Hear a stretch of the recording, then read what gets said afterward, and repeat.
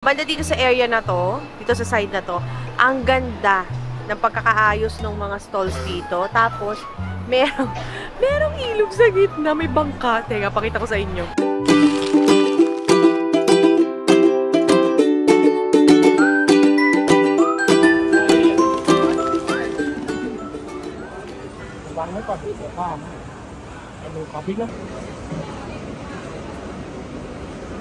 Hi everyone! Welcome back. This is Mommy Chris and today nandito tayo ngayon sa Icon Siam Food Court at excited na ako kasi ang dami ko nakikitang masarap na pagkain. Kayo rin ba? Hindi ko na patatagalin pa itong intro na to, so tara samahan niyo na ako, maglibot na tayong dalawa. Okay, first on the list, tingnan niyo naman ito. Ayan, ito lang yung nakapanood ko sa TikTok ngayon. Nandito na ako, gusto kong matikman. Napakasarap. Para siyang, wafer thin na, ano ba tawag dyan? Pancake. Tapos meron siyang palaman na gano'n. Parang yung whip. Coconut cream siguro yun. Tapos may mga bud na mga masasarap na kung ano ba yan, gulay o prutas. Ang dami ko pa sinasabi. So tara, subukan na natin. Ay, ayan pala siya. Thai crispy pancake ang tawag sa kanya. So merong salty topping na may coconut at saka sweet topping na may egg yolk. Okay, so pareho silang may cream. Tikman natin. Try natin bumili. Titikman ko lang muna ha. Can I get one salty and one sweet? So, one salty and this. Which one is salty? This one. Ah, okay. Here you go. Here you go. Ayan. Thank you. So, eto daw yung sweet. Hindi ko pa nalalabas ng packaging na basag na siya. So, ayun siya. Chiching! Tikman natin.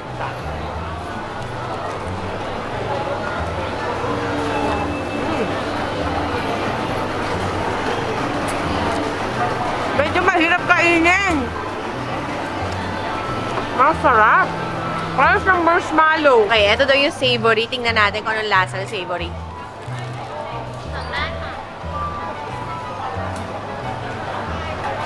Masarap. It's weird kasi lasang shrimp. Lasang tom yum na yung sabaw, ganun. It's weird, pero masarap. Ladies and gentlemen, unang tingin pa lang natin, nag-enjoy na kagad ang Mommy Chris nyo. Thumbs up sa akin yun, pero mas masarap yung sweet kaysa dun sa savory. Okay, dito naman tayo. Ang mga fish balls. Wow, may pa-hotdog tayo dito. Merong nakababad na siya sa maanghang na sauce. Tingnan natin kung anong lasa nito. Ay, napakaanghang. Can I have one?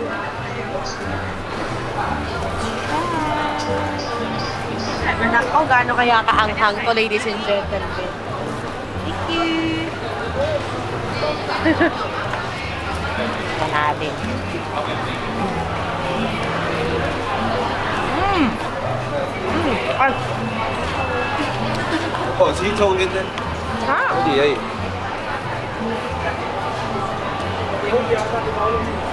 Medyo napaanghang tayo dun sa ating pangalawang tinry. Kaya nakita ko, may mga inumin dito o mga sangalamig. Order tayo, tingnan natin kung ano yung masarap. So, meron tayong passion fruit. Tsaka, ay, may ayan, may chrysanthemum juice dito pero sold out na, sayang. Next time na try natin yan. May passion fruit. Tapos, ano yung Logan juice na yan? Pero ang gusto ko kasi masubukan, ito. Either this one, or this one. Ano kayang mas masarap? Siguro try natin to. Jelly in syrup.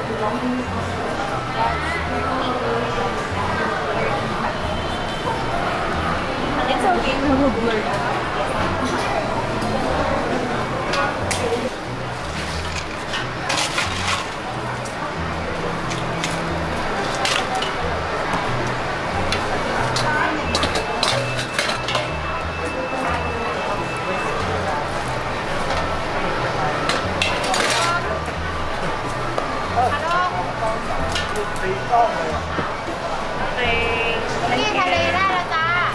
Here is the grass jelly na juice.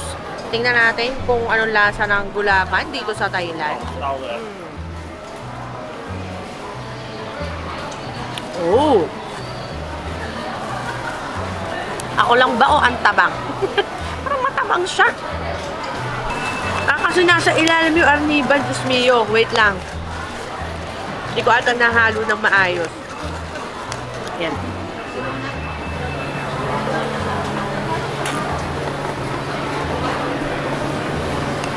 Sorry. Hindi pala siya matabang. Hindi ko lang nahalo na maayos. Kung hindi kayo mahilig sa mga malamig, ayan, meron sila dito parang fruit juice, tapos may buko. Ang ganda naman ng pagkakabalat nila sa buko. Oh, ayan, naghahanap tayo ng manok ngayon. At ito ang aking nakita. Abay, napakasarap naman. Totoo ba to? Parang plastic siya. Hindi ko totoo naman siya. Hindi na yung mga sausawan. Sarap nito. Ang sobrang anghang lang. Parang mali ata na bumili kagad ako nito. Eh, ang nangyari, may bit-bit tuloy ang mamikis nyo. Pero tara, maglibot-libot pa tayo kasi banda doon. Ay, hindi, dito pala. May iba pa tayong pwedeng kainin. Banda dito sa area na to, dito sa side na to, ang ganda ng pagkakaayos ng mga stalls dito. Tapos, merong ilog sa gitna, may bangka. Teka, pakita ko sa inyo. Ayan na, ang cute, diba? May floating market sa gitna, nakakaloka. Okay, so tara. Lakad tayo ng konti. Tingnan natin kung anong pwede nating makita dito. Ooh, parang ano ba to? Parang halo-halo?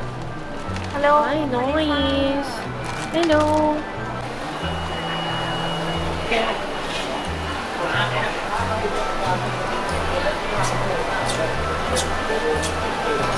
$50.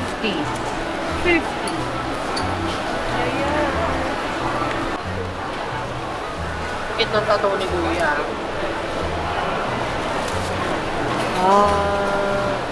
Grabe yung...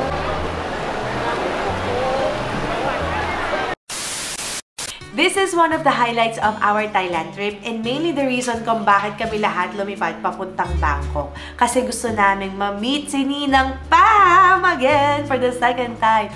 Ayan. And if you are new to the channel, Ninang Pam started as a viewer and then later on became part of the family. Naalala ko nung nagsisimula pa lang ako, si Ninang Pam talagang sobra talaga siya makasupport sa aking love for makeup. At the same time, siya rin yung talagang cheerleader ko kapag may mga discouragement. Syempre kami for family and friends. Kasi hindi naman lahat talaga ng tao nakapaligid sa akin is supportive sa ginagawa ko. So, ayun, isa si Ninang Pam sa mga tao na talagang I truly trust and I really look up to her kasi iba rin yung level of generosity ni Ninang Pam, nakakaloka. Alam niyo ba nung nagkita kami, hindi naman yung obligasyon na padalan ako ng mga kung ano-ano or bigyan ako ng mga regalo, pero hindi talaga mapigilan ang Ninang Pam nyo. Kaya, ayan, ang dami niya pong binigay sa akin ng mga makeup products. Isang box. Ayan. Ito po ay aking gagawa ng IG reel na ASMR. And this is the first time ni Mama Gisyo na mag-own ng La Mer product. Hindi ko siya mabubuksan dito sa segment ng vlog na to kasi gusto ko nga siyang gawa ng IG reel. So, ayan. I kept the plastic on para pag binuksan natin siya doon, dinig na dinig yung lahat. Naalala ko, the first time na na-meet namin si Ninang Pam is nung baby pa si Liam. As in, maliit pa siya. Tapos, lumipas ang 5 taon, eto yung pangalawang beses na mamimit namin siya. Medyo may muwang na si Liam, nakakapagsalita na.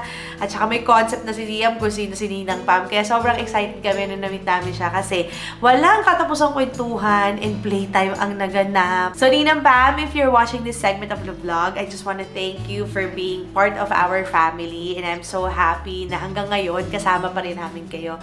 And hanggang sa mga susunod na taon, sana naman hindi naman tayo 5 taon ulit bago magkita. So, gagawa natin ng paraan Ninang Pam na magkita tayo again very, very soon.